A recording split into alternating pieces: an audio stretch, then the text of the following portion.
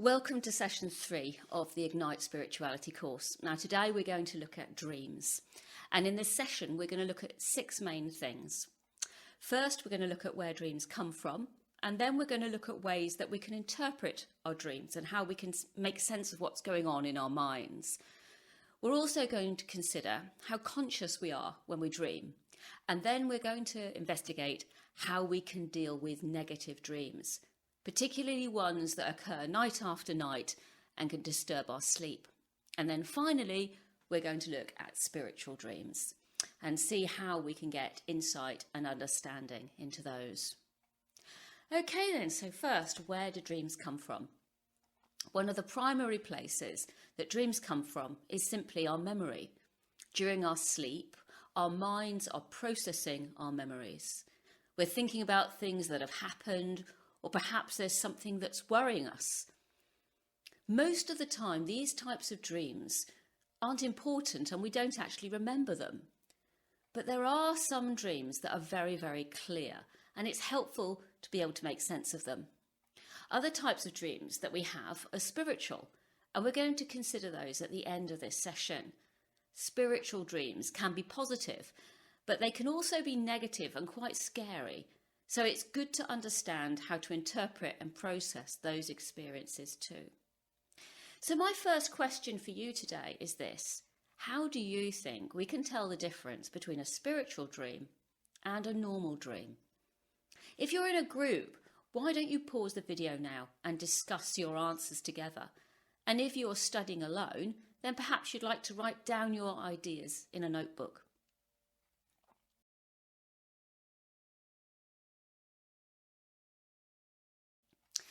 As I've already mentioned, sometimes we dream because we've been thinking about something that's been troubling us. And that's still mulling over in our minds during the night. We might also be thinking about a person or an event that we've been involved with. An interesting thing about our dreams is that they often involve people that we know, but they may not be people who are in our lives right now. They could be people from our past. I've had dreams where people from my childhood and people from my adult life are all kind of mixed up together. In these situations, it could be that something in the present suddenly sparked a memory from my past, and then during the night, my mind's replaying that memory, but it's also kind of getting mixed up in more recent memories. So now we're going to move on and look at the interpretation of dreams. How can we know what they mean? Or if really they mean anything at all. Now, there's a lot of information out there on the internet, particularly on YouTube, regarding how to interpret dreams. And quite frankly, a lot of it's not really very helpful. People are just creating material because they want to sell a book, or they're trying to generate followers. They don't actually know what they're talking about. So many people try and put together formulae to interpret dreams. They use a code which kind of says, if you see one thing in your mind during your dream, call it X, then it means Y. For example, if you see a dog, it means a particular thing, or you see a road, it means something else. But I don't think that's a very good way to interpret dreams, as these things may have different meanings for each person. Another way that people interpret dreams is to think about the emotions that you feel during the dream. For example, you see a dog. Well, how did that make you feel? Excited or happy or fearful even? So you focus on the emotion that came, not the thing itself. And that's how you interpret the dream. So are you aware of any other methods for dream interpretation? Perhaps you'd like them to discuss them amongst yourselves now.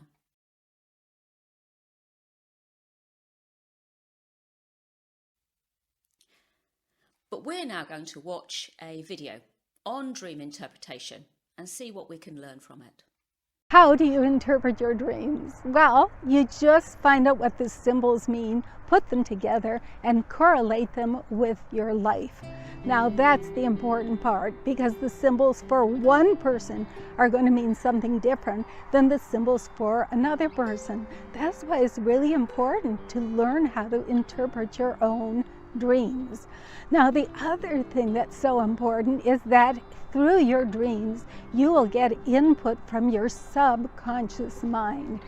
When you're awake, unless you have some kind of blinding flash of intuition or are good at reading your hunches, you are not even going to know the input coming from your subconscious mind. And your subconscious mind is dealing with your actual survival, keeps your heart beating, your digestion going, and it can know all kinds of things that your conscious mind is not aware of.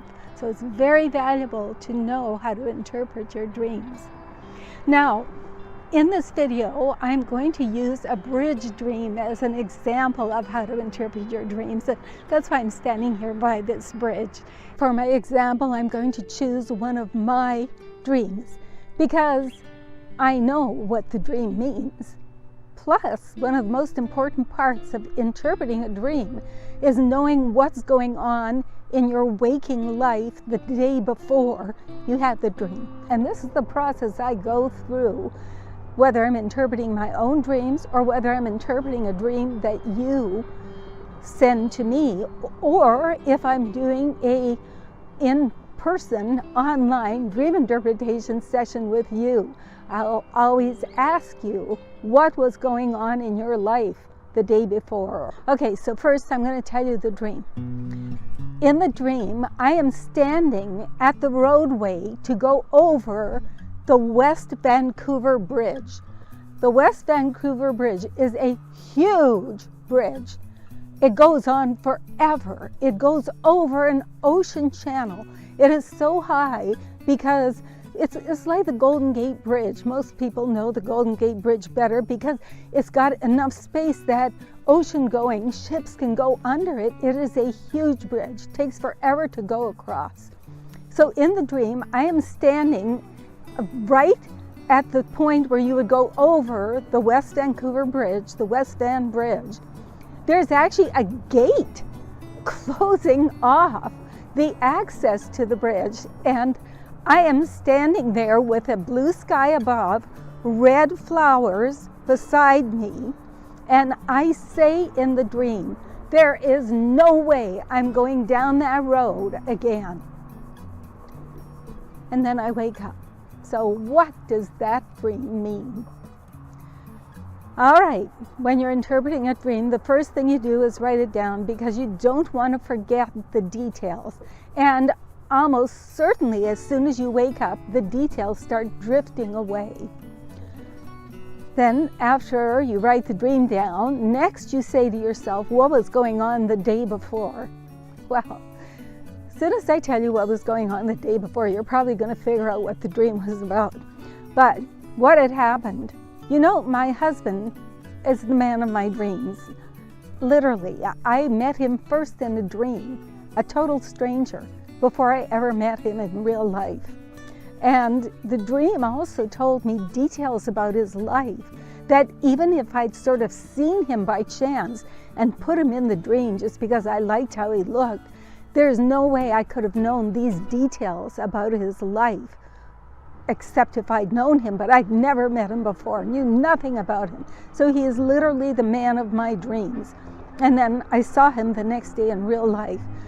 And anyway, we've now been married for 26 years. So you would think that because he is the man of my dreams, and we were madly in love at first, and then we just sort of settled into a long marriage the way most people do. I don't know, you would think that our relationship would be made in heaven. But the reality is we are human beings. And the day before we had had a rip-roaring fight, argument. We had a huge disagreement about something. He can be so stubborn. Okay, I guess I'm stubborn too. In any case, in that argument, I had shouted at him, "I'm getting a divorce from you." Well, what you don't know about me, as far as interpreting the dream, is that I've been through a previous marriage and also a divorce, a nasty divorce. Okay, did you just figure out the dream? Because in the dream I said, there's no way I'm going down that road again. And so in the dream, as soon as I wrote it down, I knew right away I meant, even though I told him I was getting a divorce because I was so angry with him the day before, in reality, there's no way I was going to go down that road again because I'd already gone down that road and it was nasty. And okay, so now say you didn't understand the dream right away. You didn't get an aha. Oh, I know what that means. That's what I mean by an aha. Then you go over the symbol. So the first symbol is the West Vancouver Bridge. And like I said, this is a huge bridge. It goes over an ocean channel. When you're dealing with an ocean channel, you are dealing with depths and vastness, and usually psychological depth, something that affects you in a deeply psychological way. Well, certainly a divorce affects a person that way, but anyway, and we know a bridge can mean a decision or a relationship or travel. Well, in this case, it meant both a decision, the decision to have a divorce, and a relationship, a marriage. All right, other symbols in the dream. The sky is blue. When the sky is blue, it means the truth. The water, as you know, was a channel, and it was also not superbly churned up. The waves weren't huge, so I wasn't extremely emotional about what the dream was deciding. And third, there were those beautiful red flowers. Well, red flowers often mean love and spirituality. And the fact is, even though we do argue and disagree about things quite a bit, we do love each other. So those flowers symbolize love. So this is the process of interpreting a dream. First step, you write it down. Second step, you look at your life the previous day. Third step, you write the symbols down. So the first thing that she suggested is that we write our dreams down. And this is very important because if you don't write it down, you're going to forget the details. And the details can be very, very important when you try and interpret the dream. So it's a good idea to have a notebook next to your bed, and then you can write things down as soon as you wake up. The next thing to think about is, what were you doing the day before? Did you do something that could have had an impact on that dream? What were you doing? What were you thinking? Perhaps something happened that could have triggered a memory. Did you receive a phone call from somebody you hadn't spoken to in ages? Or maybe you were looking through a photo album or a book and it reminded you of something from your past. So when you've had one of these dreams, it's helpful to write down the key things that happened and then the corresponding emotion that you felt during that dream. And as you write these things down, it may become obvious to you while you're dreaming in that way. You can make the connections yourself with something that's going on in your life, and therefore you immediately can understand what the dream is about. However, if you can't make sense of it, it's an idea to put it to one side and come back in a few days, as the meaning may become obvious over time. And it's also a good idea to share your dream with somebody who knows you well, somebody you trust. They might be able to help see things in that dream that you didn't consider were important, and together you might be able to make sense of it. So have you ever had any dreams like that? Perhaps you'd like to share them together in the group now.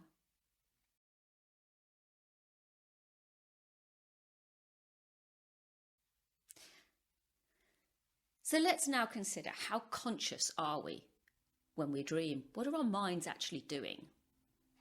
Now this may look like a very confusing diagram, and that's because it's illustrating three things. It's a 3D diagram, which makes it quite complicated. But the three things it's illustrating are internal awareness, wakefulness, and connectedness. The diagram illustrates 7 levels of consciousness, which are shown on the left-hand side. So when we're at level 7, we're fully awake and aware of our surroundings, and we can connect and respond to the things which are going on around us. However, at level 1, we're totally unaware and unconnected to what's going on around us. Level 1 is at the bottom. It's the state we're in when we're in a coma or under a general anaesthetic, and you can see that in the diagram in the bubble at the bottom left-hand side. And if you move up the scale now, you can see levels 2 and 3 of consciousness. And this is the state where we have dreams. And you can see in the bubble, it says REM, which is rapid eye movement dream. Probably the most interesting measurement for us in this diagram is internal awareness, which means the activity of our minds. And as you can see, our minds are active when we're dreaming. However, we remain unaware of our surroundings. There's another state of dreaming called lucid dreaming, and I've only experienced this once, as far as I can remember. But basically, I partially woke up from a dream. It was a scary dream, and I was quite relieved that I'd woken up. I realised that I'd been dreaming, but I then continued to dream, even though I was aware that I was kind of partially awake. It was a very strange experience. So I was aware that I was in bed and that I was dreaming, but I continued to dream. Have you ever experienced something like that?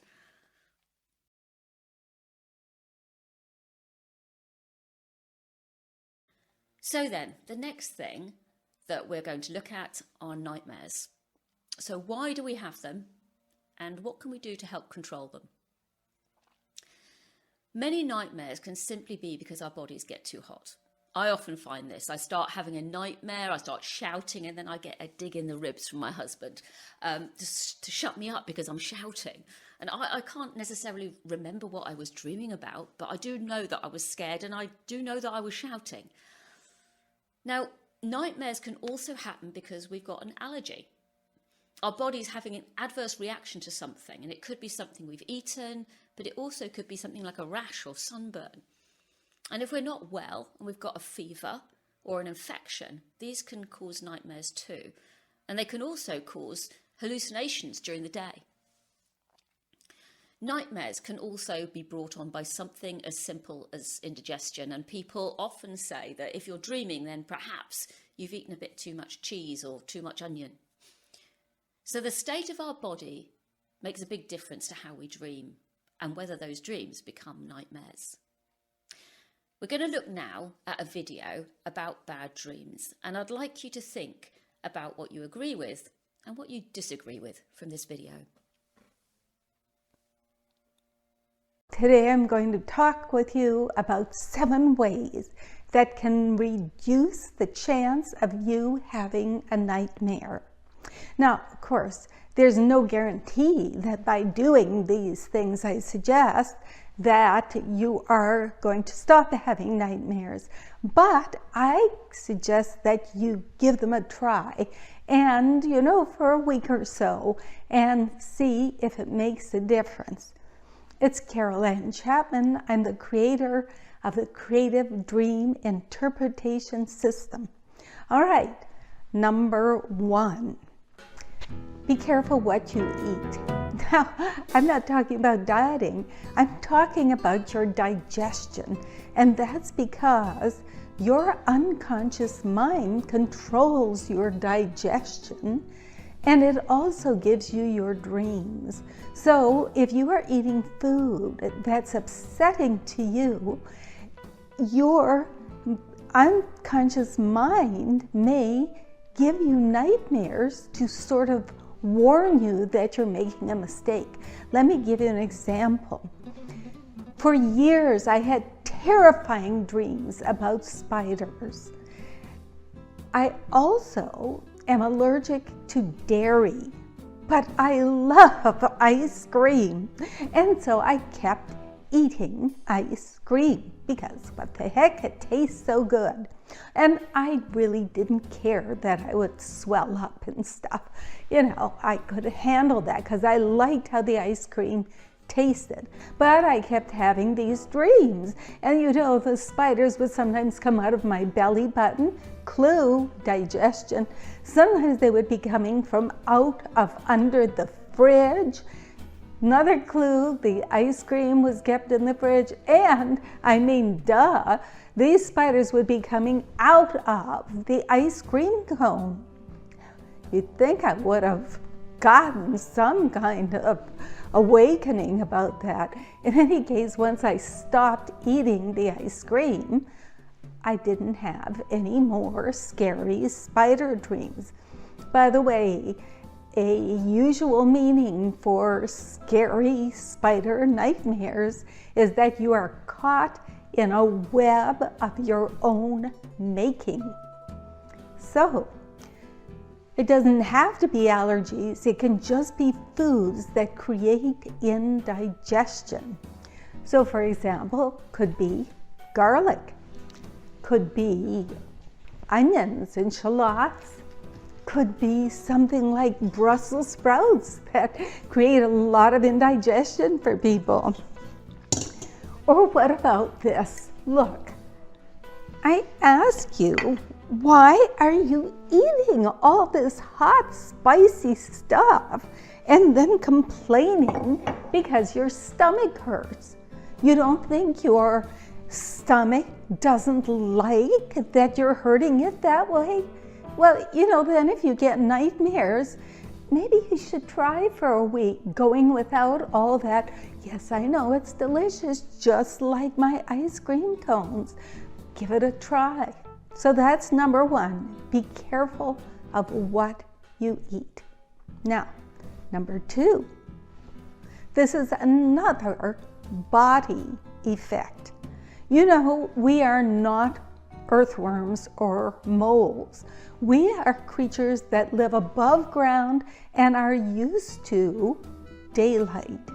So, maybe it would help to just spend some time outside, because your body has these just normal survival needs. And while you're outside, you might want to just go for a walk.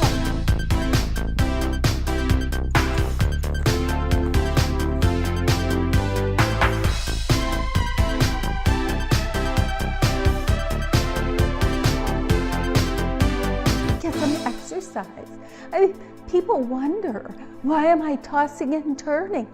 Why can't I just settle down to go to sleep? Why do I feel so keyed up? Well, did they go for a walk? Did they get some exercise? No, give it a try. It's Chapman of Creative Dream Interpretation, and I'm wishing you happy dreaming. Please remember to subscribe for next week's video, and also like and comment.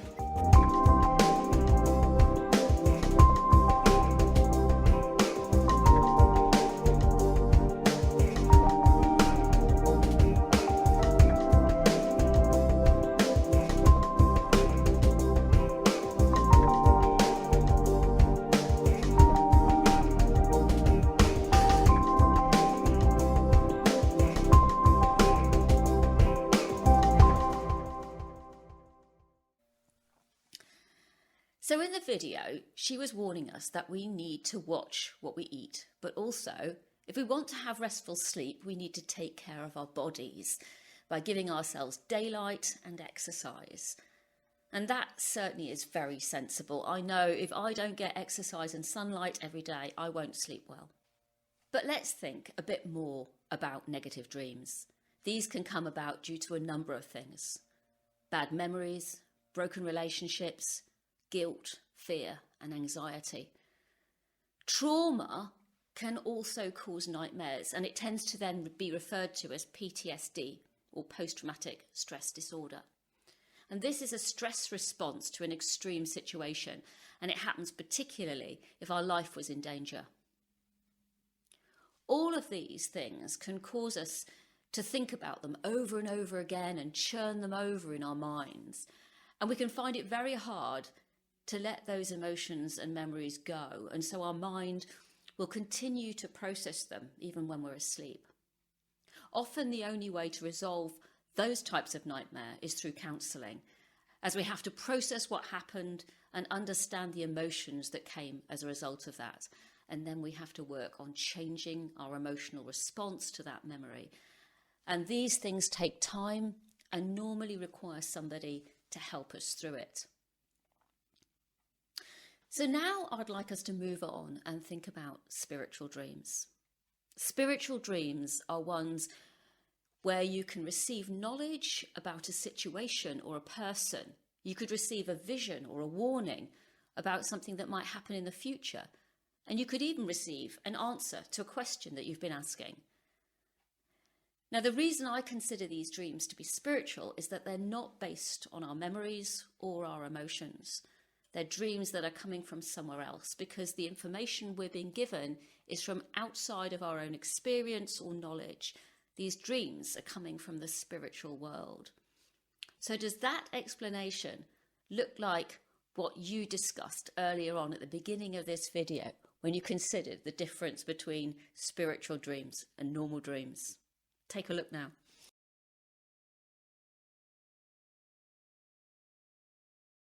So let's look now at a video regarding Abraham Lincoln and his experience of a dream like this. I would like to read to you now a dream that Abraham Lincoln, our 16th president, had.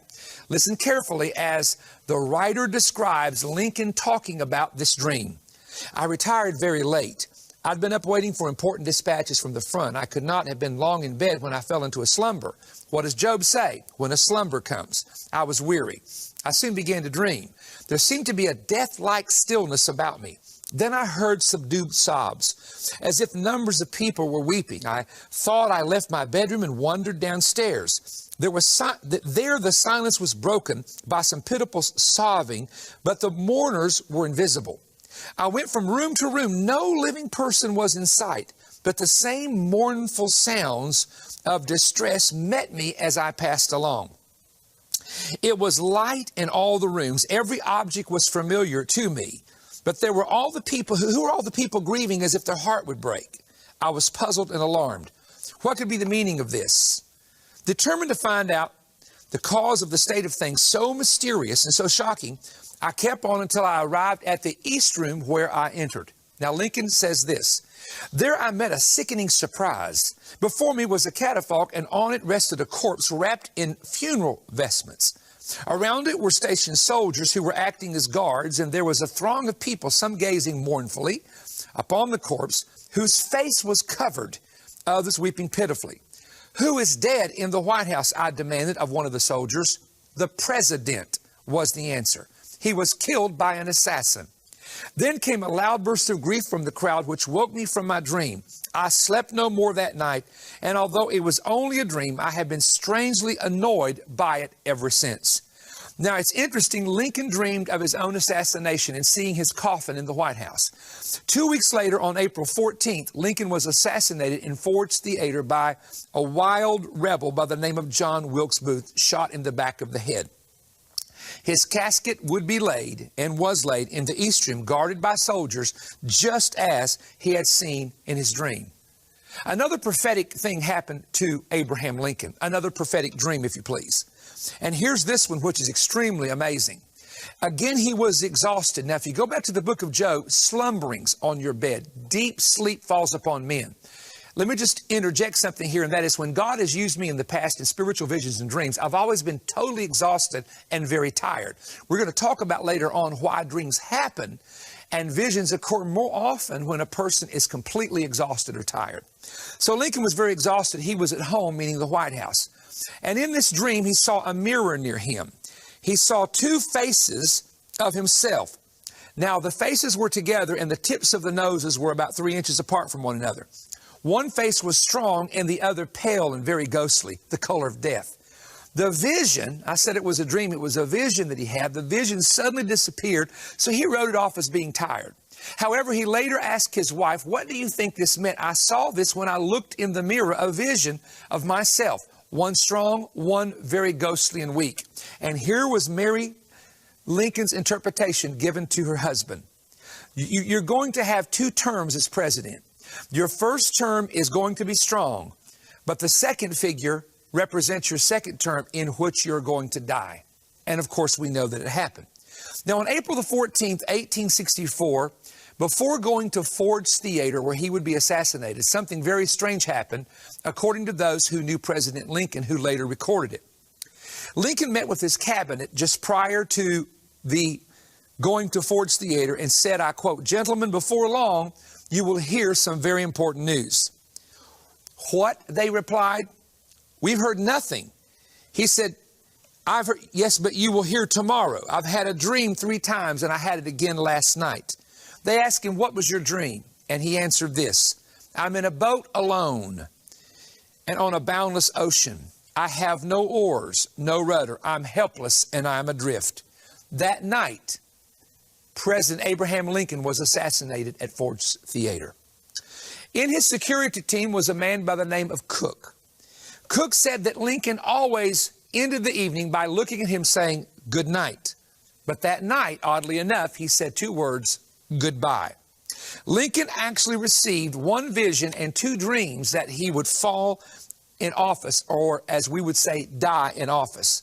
And so this is one of the greatest examples of a leader that we are familiar with in our own country, who was the President of the United States, who was warned in dreams and a vision that he was going to die while he was in the White House. So we can see from his dream how he had many warnings about what was going to happen to him. He was made aware that he was going to die, but also other people around him received similar warnings too. I know of other stories of people who've received dreams about a car crash or a plane accident and changed their travel plans because of it. The accident then happened and they only survived because they changed their plans. Have you ever had a dream like that? Or do you know somebody that has? Other types of spiritual dream can involve us receiving some information or getting an answer to a question. I had a dream like that. I was praying about something. I didn't understand how I could explain it to others, and I received a detailed dream showing how I could explain it. And then I had another dream when I was questioning about the timing of an important decision I had to make. I've been praying about it, and I had a dream. Now, in this dream, I was asleep in a hotel room, and there was noise in the corridor that woke me up. And I thought it was 3 o'clock in the morning, and I got up to go and ask the people in the corridor, obviously very politely, if they would be quiet so that I could sleep. But when I opened the door, I realised that it was daylight. It was 11 o'clock in the morning. Everybody else was up and dressed and going about their business. So that was the dream. Now, clearly, it was me that got the timing wrong. I thought it was 3 o'clock, and it was actually 11 o'clock. And I had, in my prayer, asked what the right timing was for me to make this decision. So I thought that I had lots of time. I thought it was 3 a.m. and I had loads of time before the morning. But actually what I was being told was, actually, this is the 11th hour. It's 11 o'clock. And it's about time you got up and did something, because this is the ultimate time. 3 o'clock seemed a very strange time to me as well. But I shared my dream with some other people to see if they could help me interpret it. And they came back with some very interesting information.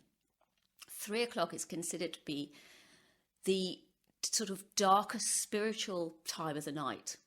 It's considered to be what some would call the witching hour, because it's a dark spiritual time. And this particular person I'd shared my dream with had been setting her alarm clock for 3 a.m. so she could get up and pray at that time, because she realised it was an important time spiritually. And that was well before I shared my dream with her. So 3 o'clock was a significant time because it was a dark spiritual time. It was a time that it was important to pray. But actually God was telling me that it was the ultimate hour. It was 11 o'clock. I needed to get moving. So if you've got a question and you want an answer, perhaps you might pray about it and then ask for the answer to come to you in a dream. You never know what might happen. So finally, I'd like us to look at spiritual dreams, which are recurring and negative. These are disturbing dreams, which can be caused by spiritual influence or spiritual oppression. These sorts of dreams can be brought on by trauma or things like sexual assault, abuse, violence, or even a major accident. However, involvement in spiritual activities like using a medium, attending a séance, or using a Ouija board can all open up the door to negative spiritual experiences and nightmares. There are also some spiritual dreams where dark demonic creatures appear, and these creatures can chase you or stare at you through a window or even come into your bedroom. Something that I've become aware of is that children often have these types of dreams when their parents are involved in spiritual activities. The reason that I became aware of this is because I had these sorts of dreams when I was a child, and I've also come across several other people with similar experiences. So if your child is having dark nightmares, do take them seriously. And the way to resolve these types of dreams is through prayer. You need to find someone to pray with you who has experience in this area and is open to listen to you and spend time working things through with you. And these sorts of spiritual attacks on children aren't necessarily because the parents have been involved in something like Ouija boards or seances and things like that. It could be any sort of spiritual activity. My father was a vicar. My parents were Christians. The worst types of spiritual dreams are those where a person experiences a physical attack from a demonic spirit during the night. And these are more than dreams. They're actually an experience, a physical experience, and the person can wake up exhausted with their heart thumping and really scared. And these things can only be resolved by understanding the reason for the attack and closing the door to the spiritual world which has been opened. Now, to do this, you will need to work through a process, and I'll include a short extra video to cover this afterwards. It is actually quite a big topic, but the basics of dealing with it are actually quite straightforward. So to conclude, in this session then today, we've looked at where dreams come from and how we can interpret them. And we've also looked at spiritual dreams and how they can be both positive and negative. And I would encourage you to keep a notebook and write down your dreams. And if you've never had a spiritual dream, why don't you pray and ask God to give you a dream? Ask him to reveal something to you that you don't currently know. And also, if you do have recurring nightmares about a particular person or an event, consider if there's anybody that you need to forgive, because forgiveness is the key to obtaining peace. Forgiveness doesn't mean that what the person did was okay, but it means that you accept that thing happened and you're not going to take revenge. But it also means that you don't wish bad things to happen to that person. Instead, you pray that they would be convicted that what they did was wrong and that they would want to change. Now, I hope that this session's been helpful and that you've had some great discussions with your group. And so I'll see you again next time, where we're going to look at angels.